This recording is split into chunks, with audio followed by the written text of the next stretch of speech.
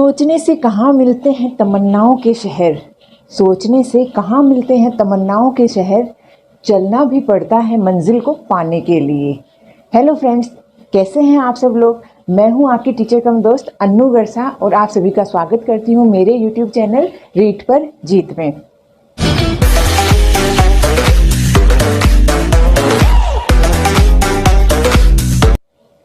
Friends, अपने पिछले video में अपन ने पढ़ा था रीड का साइंस लेवल 2 का पहला टॉपिक माइक्रो ऑर्गेनिज्म सूक्ष्म जीवाणु, जिसमें अपन पिछले वीडियो में पढ़ चुके हैं जीवाणु के बारे में।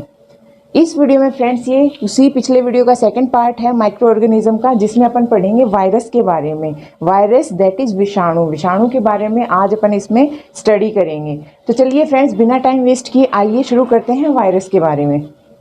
ज़्यादा टाइम वेस्ट ना करते हुए फटाफट आपको ये टॉपिक छोटे से में कवर करवाऊंगी।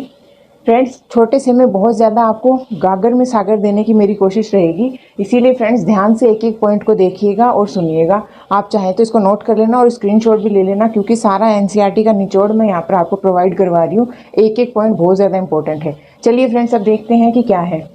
फ्रेंड्स, अपन पढ़ रहे हैं माइक्रो ऑर्गेनिज्म वायरस के बारे में। वायरस को हिंदी में कहते हैं विषाणु। विषाणु क्या है? विषाणु एक ऐसा सूक्ष्म जीव है जो अपने को नग्न आंखों से दिखाई नहीं देता। विषाणु का अर्थ ही यही है, विष का अणु, मतलब ऐसा अणु, ऐसा छोटा माइक्रोस्कोपिक ऑर्गेनिज्म जो किसका भरा हुआ है, विष का भरा हुआ है।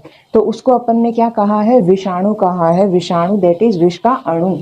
फ्रेंड्स, विषाणु जो वायरस जो अपन आज के टाइम पर जो पढ़ रहे हैं, वो उसकी उत्पत्ति कहाँ से हुई है, उसका मतलब कहाँ से उसका नामकरण किया गया है।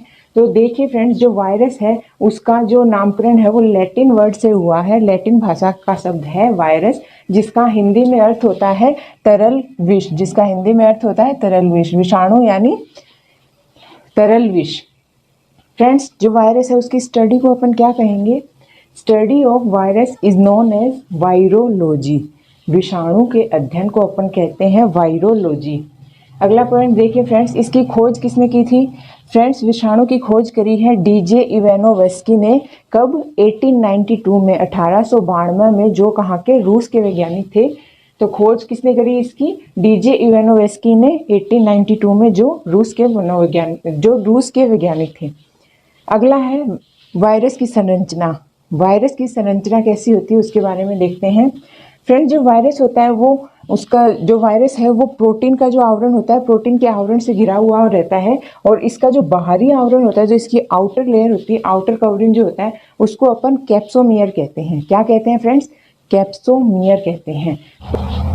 फ्रेंड्स, अगला पॉइंट है, ये जो वायरस होता है ये कैसा है? अकोशिकीय न्यूक्लियो प्रोटीन कण है, असेलुलर है। फ्रेंड्स, इसकी प्रकृति, इसका नेचर, वायरस का नेचर कैसा होता है फ्रेंड्स, अब उसके बारे में पढ़ेंगे।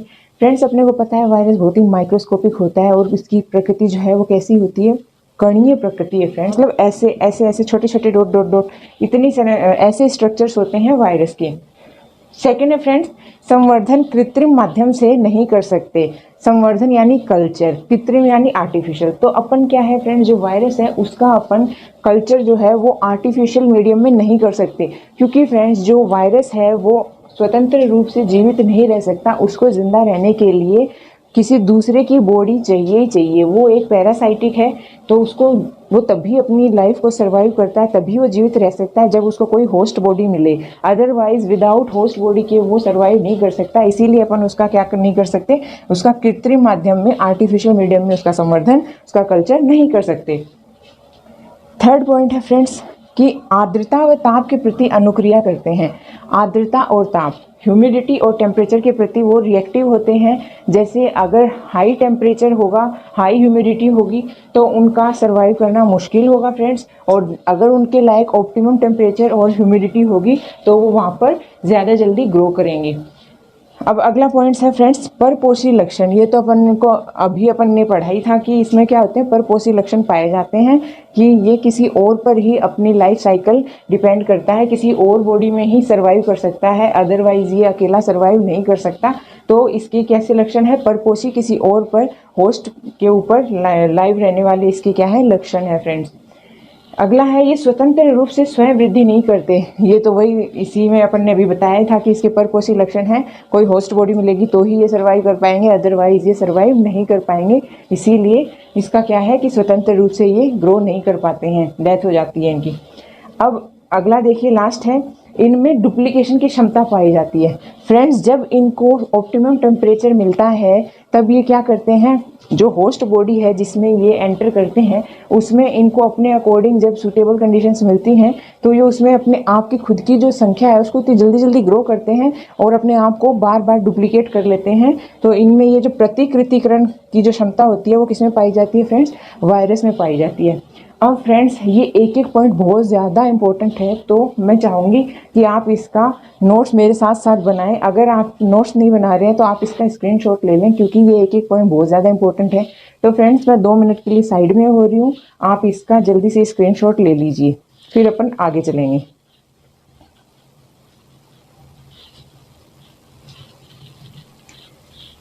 फ्रेंड्स, उम्मीद करती हूँ आपने स्क्रीनशॉट ले लिया होगा और इसके नोट्स भी बना लिए होंगे। तो चलिए फ्रेंड्स, अब इसके आगे चलते हैं कि आगे और क्या क्या है वायरस के फीचर्स। वायरस ना तो सजीव है ना ही निर्जीव है। हाँ फ्रेंड्स, वायरस जो है वो ना तो सजीव है ना ही निर्जीव है, बल्कि ये जो सजीव और निर्जीव है उन दोनों के बीच की योजक कड़ी है। सजीव और निर्जीव के दोनों के बीच की योजक कड़ी को क्या कहते हैं, वायरस कहते हैं। ऐसा क्यों फ्रेंड्स, ऐसा इसलिए फ्रेंड्स क्योंकि अपन ने देखा था कि जो वायरस का कण है वो फ्रीली सर्वाइव नहीं कर सकता, स्वतंत्र अवस्था में वो जिंदा नहीं रह सकता। उसको जिंदा रहने के लिए क्या चाहिए, एक होस्ट बॉडी की ज़रूरत पड़ती है। एक सेकेंड जो पैरासाइटिक तो इसका लक्षण है, तो ये किसी दूसरे की बॉडी में ही सर्वाइव कर सकता है। तो जब तक इसको किसी और दूसरे होस्ट की बॉडी नहीं मिलती है तब तक तो ये कैसे बिहेव करता है, निर्जीव की तरह बिहेव करता है। और जैसे ही इसको कोई होस्ट बॉडी मिल जाती है तो ये उसकी बॉडी में एंटर करता है और फिर ये कैसा व्यवहार करता है, सजीव के जैसा व्यवहार करता है। तो इसीलिए इसके डुअल नेचर के कारण इसको क्या कहते हैं कि ये ना तो सजीव है और ना ही निर्जीव है, बल्कि ये इनके बीच की योजक कड़ी है। इंपॉर्टेंट पॉइंट है फ्रेंड्स, ध्यान रखना। सेकेंड पॉइंट है फ्रेंड कि वायरस में परपोषी लक्षण होने के कारण ये संक्रमण फैलाने की क्षमता रखते हैं। अब जैसा अपन ने अभी पढ़ा था कि वायरस कैसा होता है, परपोषी होता है। तो परपोषी होने के कारण ये क्या करता है कि एक जगह से दूसरी जगह संक्रमण को फैलाने का काम करता है। फ्रेंड्स, जैसे अपन ने देखा है कि जो वायरस है आजकल देखो जो चल रहा है, कोरोना वायरस चल रहा है, उसका क्या काम है फ्रेंड, वो है तो वायरस ही ना। और वो क्या कर रहा है, एक पर्सन से सेकंड पर्सन में, 1% टू अदर पर्सन क्या कर रहा है, कम्युनिकेबल हो रहा है, एक पर्सन से दूसरे पर्सन में फैल रहा है। कैसे फैलता है फ्रेंड, इन्फेक्टेड पर्सन किसी हेल्दी पर्सन के कॉन्टेक्ट में आता है, टच में आता है, तो ये वायरस क्या करते हैं कि उस हेल्दी बॉडी पर अटैक करते हैं और उसकी बॉडी में एंटर कर जाते हैं। फिर वहाँ उसकी बॉडी में एंटर कर जब उसको नई बॉडी मिलती है तो उसमें क्या करते हैं, जल्दी जल्दी डुप्लीकेशन करते हैं फ्रेंड्स, क्या करते हैं, गुणन करते हैं और जो हेल्दी पर्सन होता है उसकी बॉडी को भी अफेक्टेड कर देते हैं, इन्फेक्टेड कर देते हैं। इस प्रकार से एक पर्सन से दूसरे पर्सन में ये क्या करते हैं, संक्रमण को फैला देते हैं। तो इनके परपोषी लक्षण के कारण इनमें संक्रमण फैलाने की क्षमता पाई जाती है। वायरस में आनुवांशिक पदार्थ की पुनरावृत्ति होती है। अब ये कैसे फ्रेंड्स, ये ऐसे कि जैसे ही वायरस को कोई न्यू होस्ट मिलेगा, वो कोई नई बॉडी में एंटर करेगा, तो फ्रेंड्स उसमें जो आनुवांशिक पदार्थ होता है, चाहे वो डीएनए हो चाहे आरएनए, वो अपने आप में उसका जो आनुवांशिक पदार्थ है वो क्या करने लग जाता है, पुनरावृत्ति करने लग जाता है, अपने रिपीटेशन उसमें शुरू हो जाता है। तो इसलिए क्या कहा जाता है कि वायरस में जो आनुवांशिक पदार्थ है उसका वो अपने आप ही क्या करता है, बार बार कॉपी करता है, पुनरावृत्ति करता है अपने आप को। अगला है फ्रेंड्स, वायरस में उत्परिवर्तन का प्रमुख जैविक लक्षण है।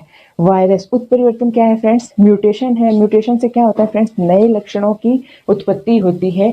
जैसे कोई दो चीज़ें हैं, जैसे अपन ने मेंडल वाला वो देख लीजिए, मेंडल का जो एग्जाम्पल था कि उसने क्या किया था कि 7 टाइप के कैरेक्टर्स दिए थे मटर में और उनका आपस में क्रॉस करवाया था, उससे एक नया कैरेक्टर है वो सामने आया था। हर बार उसने ऐसा ही किया तो वो एक नया कैरेक्टर सामने आ रहा था। ये जो लाक्षणिक कैरेक्टर्स आते हैं, नए कैरेक्टर की जो उत्पत्ति होती है उनको कहते हैं म्यूटेशन। जैसे ऐसे कैरेक्टर्स जो अपने पेरेंट्स बॉडी है उनमें नहीं पाए जाते, कोई नया ही कैरेक्टर उसमें उभर के आता है, उसको कहते हैं म्यूटेशन या उत्परिवर्तन। तो फ्रेंड्स, जो वायरस है, वायरस में उत्परिवर्तन का प्रमुख जैविक लक्षण पाया जाता है। अब आगे देखते हैं फ्रेंड्स, इनमें आरएनए डीएनए दोनों पाए जाते हैं। अपन ने अभी देखा कि जो वायरस है उसमें जो आनुवांशिक पदार्थ है वो डीएनए और आरएनए दोनों पाए जाते हैं। पौधों में जो विषाणु है, पौधों में जो वायरस है उसका विस्तार किसके द्वारा होता है, ये इंपॉर्टेंट पॉइंट है फ्रेंड, ये याद रखना, ये इंपॉर्टेंट है, एक बार पूछा गया है पीछे प्रीवियस ईयर में। तो पौधों में जो विषाणु का विस्तार होता है वो किसके द्वारा होता है? फ्लोएम के द्वारा। अपने को पता है फ्लोएम के द्वारा जो प्लांट है, जो ट्री है, उसमें क्या होता है? फूड की सप्लाई होती है। जाइलम के द्वारा तो वाटर की, मिनरल्स की, न्यूट्रिएंट्स की सप्लाई होती है, और जो फ्लोएम है उसके द्वारा किसकी सप्लाई होती है? पूरे प्लांट में फूड की सप्लाई होती है। तो ये जब किसी प्लांट के अंदर एंटर करता है तो उसमें जो इन्फेक्शन फैलाएगा वो किसके द्वारा फैलाएगा? फ्लोएम के द्वारा फैलाएगा। फ्लोएम में एंट्री करके ये क्या करेगा? पूरे प्लांट को इन्फेक्टेड करेगा। इसी प्रकार फ्रेंड्स जो मनुष्य है, मनुष्य में संचरण का, सर्कुलेशन का काम कौन करता है? ब्लड करता है। ब्लड क्या करता है? ऑक्सीजन सप्लाई करता है पूरे बॉडी पार्ट्स में, क्योंकि अपने बताया रक्त अपनी पूरी बॉडी में सर्कुलेशन का काम करता है।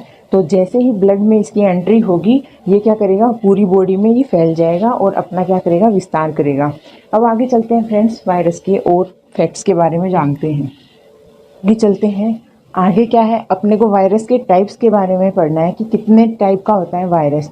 तो फ्रेंड्स वायरस जो है वो 2 टाइप का होता है। एक है प्लांट वायरस, दूसरा है एनिमल वायरस। फ्रेंड्स प्लांट और एनिमल वायरस में क्या डिफरेंस है? इतना ही डिफरेंस है कि प्लांट वायरस में जो आनुवांशिक पदार्थ होता है, न्यूक्लियर मटेरियल होता है, न्यूक्लिक एसिड जो होता है वो आरएनए होता है, और जो एनिमल वायरस है उसमें जो आनुवांशिक पदार्थ है, न्यूक्लिक एसिड है, वो कौन सा होता है? डीएनए होता है। ये इनमें डिफरेंस है प्लांट और एनिमल वायरस में। अब फ्रेंड्स देखते हैं कि सबसे बड़ा वायरस कौन सा होगा फ्रेंड्स? वो होगा शुक ज्वर वायरस। शुक ज्वर जो पिग्स होती है ना, सुअर वगैरह होती हैं उनमें, और जो टाइफाइड लाता है, ज्वर उत्पन्न करता है, उसका जो वायरस होता है शुक ज्वर वायरस, वो क्या है? सबसे बड़ी साइज का सबसे बड़ा वायरस है। उसकी साइज कितनी है? 275 नैनोमीटर तक होता है। फ्रेंड्स अब है सबसे छोटा वायरस कौन सा है? सबसे छोटा वायरस है फ्रेंड्स खुरपका मुंहपका वायरस। ये किस में होता है? ये भी फ्रेंड्स एनिमल्स में ही होता है। जो काऊ और बफेलो हैं, गाय और भैंस हैं, उनमें ये जो वायरस है ये पाया जाता है, डिजीज पाई जाती है। और उसका जो वायरस है खुरपका मुंहपका डिजीज का वायरस है, वो क्या है? सबसे छोटा वायरस है।